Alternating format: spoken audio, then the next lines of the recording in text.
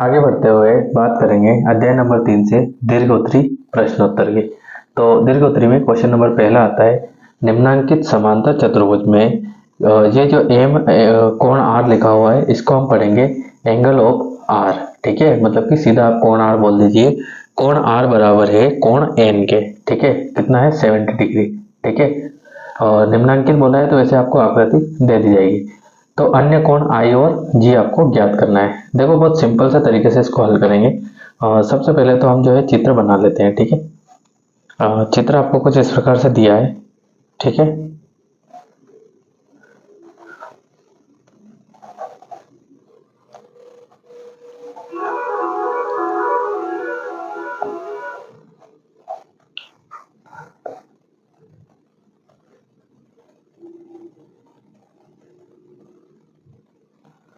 यहाँ पे आपको चित्र ये दे दिया है। ठीक है, इसमें आपको जी और आई का मान ज्ञात करना है। तो सबसे पहले हम लिख देंगे यहाँ पे दिया है करके। ठीक है, थोड़ा सा हम लिखने का बता देंगे। क्या लिख देंगे यहाँ पे, जी आर आई एन है ना, जो एक समांतर चतुर्भुज है। क्या लिख देंगे, जी आर आई एन एक समांतर चतुर्भुज है। ठीक है, समांतर चतुर्भुज है, ये हमको लिख देना है। साथ में हम क्या बता देंगे कि जो कोण आर है, ठीक है, एम आप लिख सकते हैं, कोई दिक्कत नहीं है। और जो कोण एन है वो कितना है आपके यहाँ पे 70 डिग्री आपको दिया हुआ है। ये आपको सिर्फ इतना लिखना है, बाकी इसमें जो इतना लिखने का जो दिया है ना ये आपको नहीं करना है। ठीक है, क्योंकि अगर समांतर चतुर्भुज है तो इतना लिखना नहीं पड़ेगा आपको, है ना। अब हम क्या देखते हैं, देखो ये एंगल और अगर यहाँ पे कोई एंगल बना देते हैं आई, ठीक है, तो ये दोनों क्या है यहाँ पे क्या हो जाएंगे, आसन्न कोण बन जाएंगे, है ना। क्या बन जाएंगे, आसन्न कोण। या फिर इन दोनों की बात करें तो ये भी आसन्न कोण है। तो फिलहाल तो हम ये दोनों ले लेते हैं। तो यहाँ पे लिखते हैं कोण आई प्लस कोण एन बराबर 180 डिग्री। और क्या लिख देंगे, आसन्न कोण, या फिर पूरा लिख दीजिएगा, आसन्न कोणों का योग कितना होता है, 180 डिग्री होता है। क्या लिख दोगे, आसन्न कोणों का योग 180 डिग्री होता है। तो यहाँ पे कोण आई तो हमको निकालना है, लेकिन एन का मान हमें दिया है 70 डिग्री। तो कितना रख देंगे यहाँ पे, 70 डिग्री और बराबर 180। तो कोण आई बराबर 180 डिग्री और 70 डिग्री इस तरफ आ जाएगा तो ये हो जाएगा माइनस का। तो कोण आई बराबर 180 माइनस 70 हो जाएगा 110 डिग्री। तो देखो कोण आई का मान आपको मिल चुका है। कोण आई का मान कितना आया, 110 डिग्री। और अगर ये बराबर है, मतलब कि जो सम्मुख कोण बराबर होते हैं, है ना, 70 है तो ये भी 70, तो उसी प्रकार ये 110 है तो ये भी कितना हो जाएगा, 110, क्योंकि सम्मुख कोण क्या होते हैं, बराबर। तो यहाँ पे कोण जी बराबर क्या लिख देंगे, कोण आई। ऐसा क्यों, क्योंकि यहाँ पे सम्मुख कोण है। ठीक है, क्या बता देंगे, सम्मुख कोण। तो जो कोण जी का मान है वो कितना हो जाएगा, 110 डिग्री। ठीक है, आप चाहें तो यहाँ पे एम लगा सकते हैं। ठीक है, जैसा आपसे आंसर पूछा है वैसा लिख सकते हैं, यहाँ पे एम लगा दीजिएगा। ठीक है, और ये हो जाएगा आपके इस क्वेश्चन का सॉल्यूशन। तो देख सकते हैं आप, यहाँ पे जी का मान 110 डिग्री है। ठीक है, यहाँ पे आई का मान 110 डिग्री है। ठीक है, यही हमसे पूछा था यहाँ पे। ठीक है, तो आपको बहुत डिटेल में नहीं जाना है। देखो इसमें क्या कर रखा है, ये वाली जो मेथड लगा रखी है सेम मेथड वापस से लगाती है, तो इतना नहीं जाना है, जो पूछा है बस उसी का सेम आंसर देना है आपको। तो यहाँ से आप इसको नोट कर लीजिए ये। उसके बाद हम बात करते हैं दीर्घोत्तरी के क्वेश्चन नंबर सेकंड की। क्वेश्चन नंबर सेकंड आपको क्या दिया है, थोड़ा सा इंपॉर्टेंट क्वेश्चन है, घुमा के दिया है, सुनना। किसी सम बहुभुज के बहिष्कोण का अंतः कोण से अनुपात। ठीक है, सुनना, किसी सम बहुभुज के बहिष्कोण का अंतः कोण से अनुपात। बहिष्कोण का अंतः कोण से अनुपात कितना है, 1:4 है। ठीक है, देखो अनुपात आपको दिया है, क्या है, अनुपात किसका, बहिष्कोण और अंतःकोण। अनुपात का मतलब होता है, देखो बहिष्कोण अनुपात अंतःकोण। पहले तो मैं आपको ये बता देता हूँ। ठीक है, अब जो अनुपात है ना उसका मतलब होता है बट्टे लगाना, मतलब कि ये जो अंतःकोण है इसके बट्टे में आ जाएगा।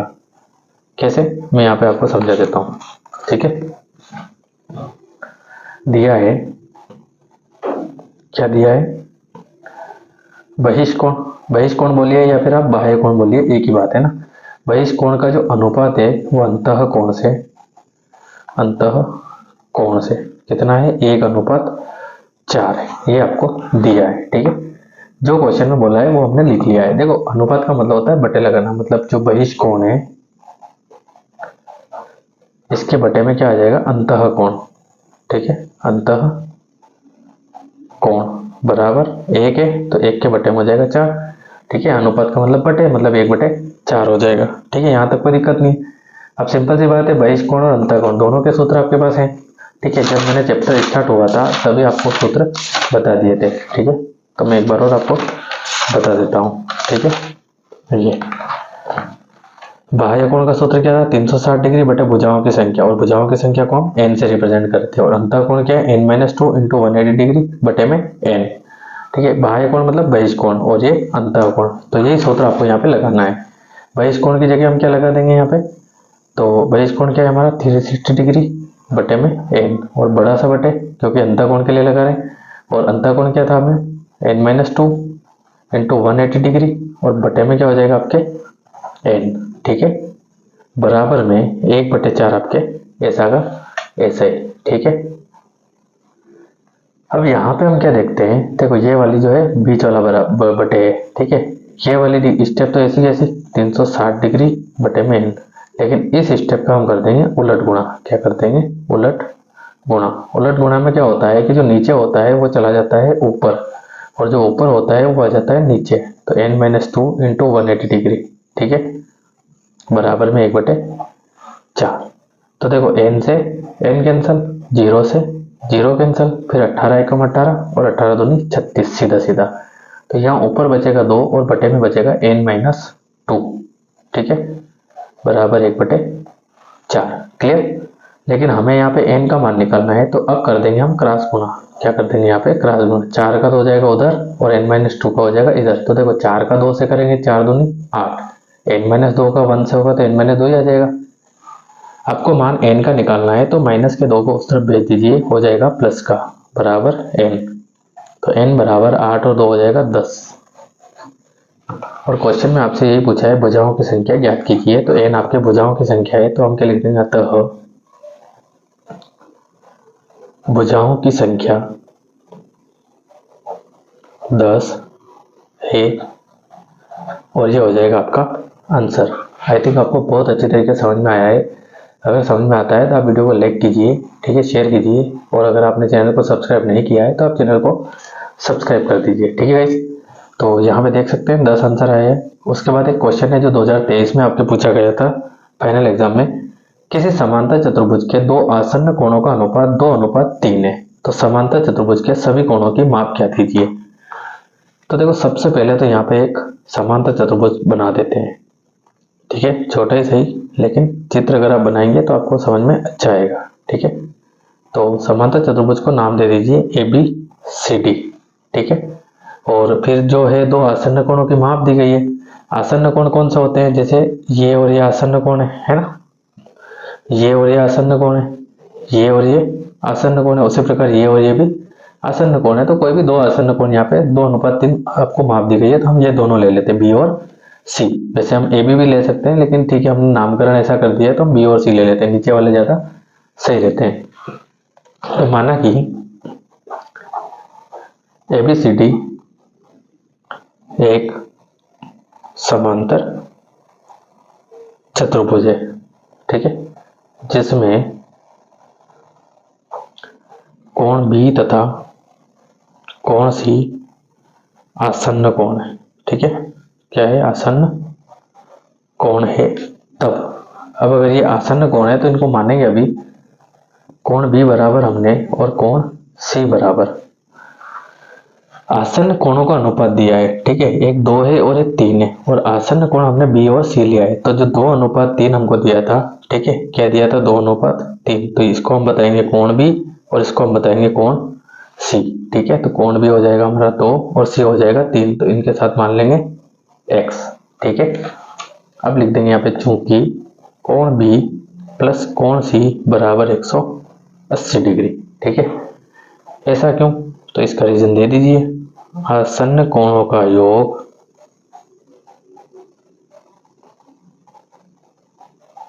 एक 180 डिग्री होता है।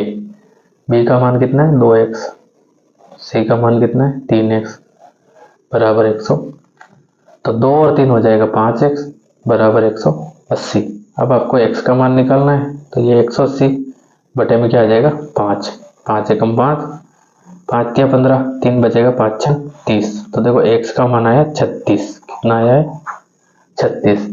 लेकिन यहाँ पे आपसे क्या बोला गया है, किसी समांतर चतुर्भुज में दो आसन्न कोणों का अनुपात दिया था, तो सभी कोण आपको यहाँ पे ज्ञात करने थे। तो अभी तो x का मान निकाला, तो पहले तो हम कोण b और कोण c निकाल लेते हैं। ठीक है, क्या लिखते हैं कोण b, अब करके लिख दीजिएगा आप, थोड़ा सा सही रहेगा। तो b बराबर कितना है 2x, तो 2 गुणित x का मान है 36, और 36 दोनों कितना हो जाएगा 72 है ना 72। मतलब कोण b का जो मान है वो कितना आया है 72। तो इसी प्रकार हम c बता देंगे, कोण c बराबर 3x है, तो c बराबर 3 और x का मान 36 है, तो 3 छः 18 के 8 हासिल है, 3 छः 9 और 10, तो c का मान 108 डिग्री। अब यहाँ पे देखते हैं b और d सम्मुख कोण है, बराबर हो जाएंगे, c और a सम्मुख कोण है, बराबर हो जाएंगे। तो a का मान भी वही होगा जो c का मान है, और d का मान भी वही होगा जो b का मान है। तो देखो यहाँ पे कोण d बराबर 72 सम्मुख कोण है, और कोण a बराबर 108 डिग्री, ये भी सम्मुख कोण है। रीजन आप देना चाहें तो दोनों में सम्मुख कोण लिख सकते हैं, नहीं तो एक में चल जाएगा। ठीक है, और ये हो जाएगा आपके आंसर। तो उम्मीद है आपको समझ में आ रहा है, और अगर फिर भी कोई डाउट है तो आप मुझे कमेंट कर सकते हैं। यहाँ से आप इसे नोट कर लीजिए, ये उसके बाद ये। आगे बढ़ते हुए बात करेंगे क्वेश्चन नंबर 4 की। तो क्वेश्चन नंबर 4 आपको क्या दिया है, यहाँ पे दिए गए आयत PAIR में कोण ARI, RPI और PIA ज्ञात कीजिए। देखो सबसे पहले आकृति बना लेते हैं, उसके बाद ही सब समझ में आएगा। तो यहाँ पे हमने क्वेश्चन का जो डायग्राम था उसको नोट कर लिया है, और बता भी दिया है क्या दिया है। तो देखो दिया तो कुछ खास नहीं है, बस आयत ही दिया है PAIR, और इसमें एक कोण हमको दे दिया है, तो ये हमने चित्र में यहाँ पे दर्शा दिया है। ठीक है, और जो हमें ज्ञात करना था वो हमने सिस्टमेटिक लिख लिया है कि भाई कोण ARI, इसका मतलब है कि आपको आर एंगल देखना है। ठीक है, लेकिन ए और आई से मिलकर, देखो ARI मतलब कि ये वाला आपको ज्ञात करना है। ठीक है, फिर RPI मतलब कि R मतलब P पे बनेगा, लेकिन RPI, तो ये R P और I, एक आपको ये ज्ञात करना है। ठीक है, एक और आपको ज्ञात करना है, वो कौन सा है PIA।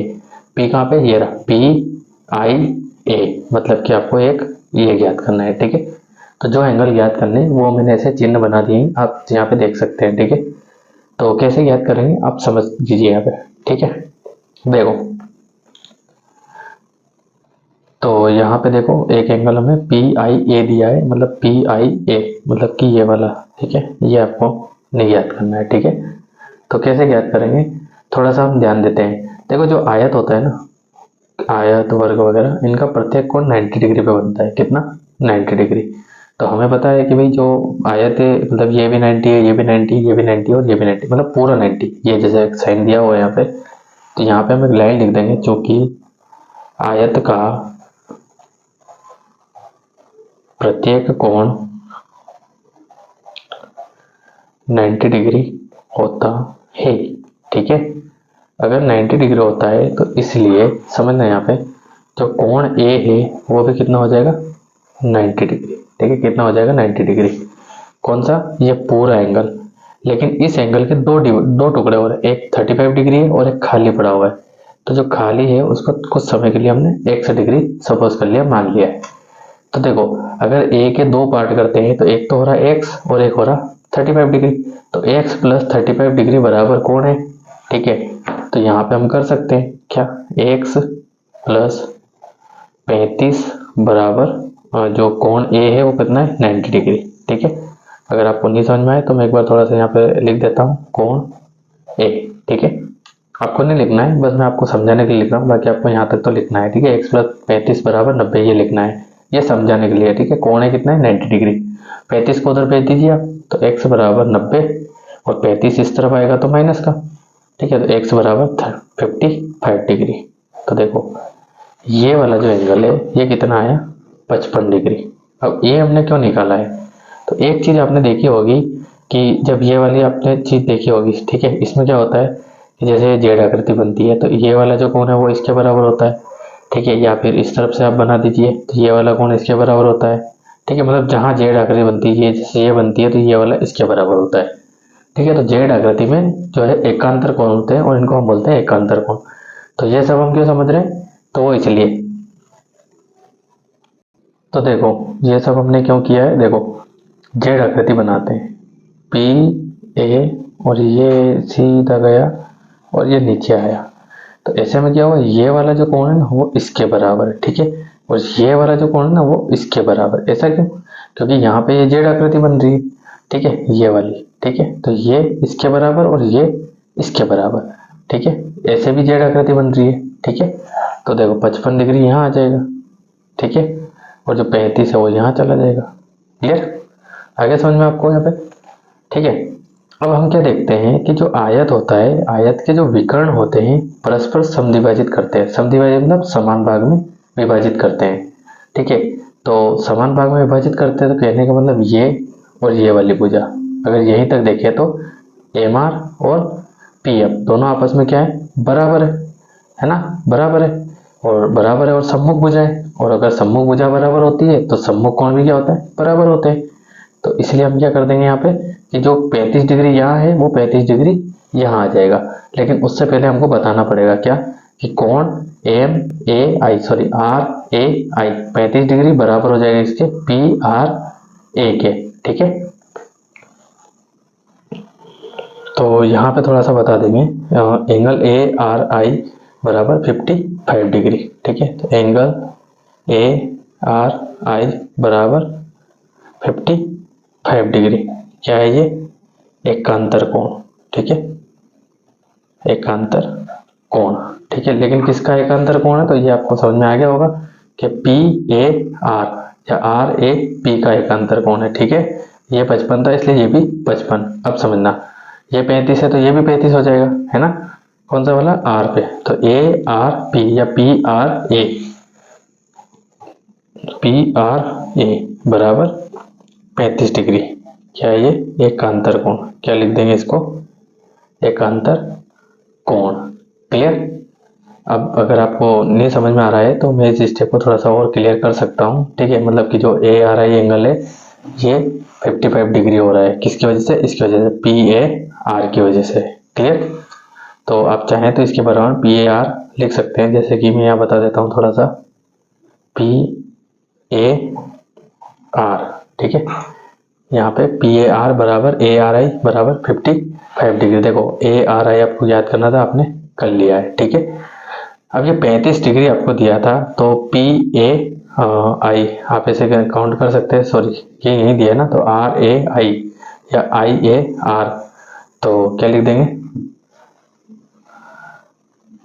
यहाँ पे, एंगल आर ए आई बराबर हो जाएगा 35 डिग्री, क्योंकि एकांतर कोण है। ठीक है, तो हमको अभी ज्ञात करने के लिए ज़्यादा ए आर आई, तो यहाँ पे देखो ए आर आई 55 डिग्री आ गया, मतलब ये हमने याद कर लिया। एक और हमें क्या निकालना, आर पी आई, कौन सा, आर पी आई, ये वाला हमें भी निकालना है, और पी आई ए, एक और कौन सा निकालना, पी आई ए। अगर ये निकाल लेंगे, ठीक है, ये निकाल लेंगे तो ये भी हमारा निकल जाएगा। कैसे, तो उसके लिए मैंने बताया ना आपको, ये सम्मुख भुजाएं बराबर है, तो सम्मुख भुजाओं के सम्मुख कोण क्या होते हैं, बराबर होते हैं। तो इसके लिए हम लिख देंगे यहाँ पे कि एम आर बराबर पी एम, है ना, क्या लिख देंगे यहाँ पे, चूंकि एम आर बराबर पी एम क्या है, सम्मुख भुजा, सम्मुख भुजा है। अब अगर सम्मुख भुजा बराबर है तो सम्मुख कोण भी क्या हो जाएंगे, बराबर। तो यहाँ पे हम लिख सकते हैं एम पी ए या आर पी एम बराबर क्या हो जाएगा आपके यहाँ पे, तो एम आर पी।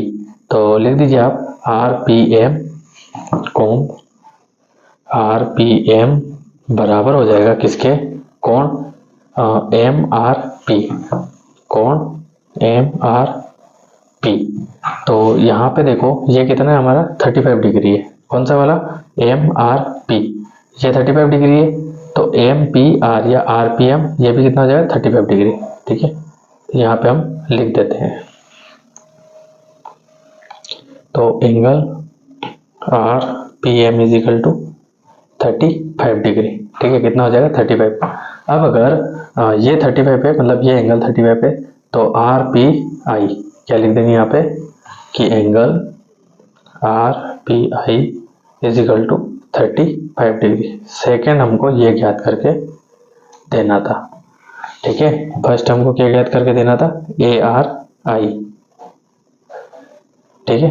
एक हमको ये ज्ञात करना था तो हमने ये ज्ञात कर दिया था। उसके बाद सेकंड हमको ये ज्ञात करना था तो ये भी हमने निकाल लिया।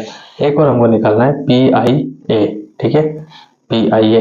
तो देखो फिर जेड आकृति बन रही, यो जाएंगे और यो आएंगे, तो ये वाला इसके बराबर है, ठीक है। कौन सा, ये वाला इसके बराबर है, तो RPI बराबर हो जाएगा PIA के, ठीक है। तो एंगल PIA बराबर हो जाएगा एंगल RPI के, ठीक है। क्यों हो जाएगा, तो एकांतर कोण है, क्या लिख देंगे, एकांतर कोण। तो ऐसी कंडीशन है PIA इज इक्वल टू भी कितना हो जाएगा 35 डिग्री, और यही हो जाएगा आपके आंसर, ठीक है गाइस। तो आई थिंक आपको ये भी समझ में आया होगा, ठीक है। यहाँ पे आप देख सकते हैं कि ARI आपके 55 डिग्री है, तो ARI अब 55 डिग्री, RPI 35 डिग्री, तो RPI 35 डिग्री, उसके बाद PIA 35 डिग्री, तो PIA 35 डिग्री, ठीक है। और अगर फिर भी कोई डाउट है तो आप मुझे कमेंट कर सकते हैं। फिलहाल आप इसको यहाँ से नोट कर लीजिए, ये, उसके बाद ये, उसके बाद ये, और फिर ये। इसके बाद अगला क्वेश्चन आता है आपके निकल के, क्वेश्चन नंबर 5।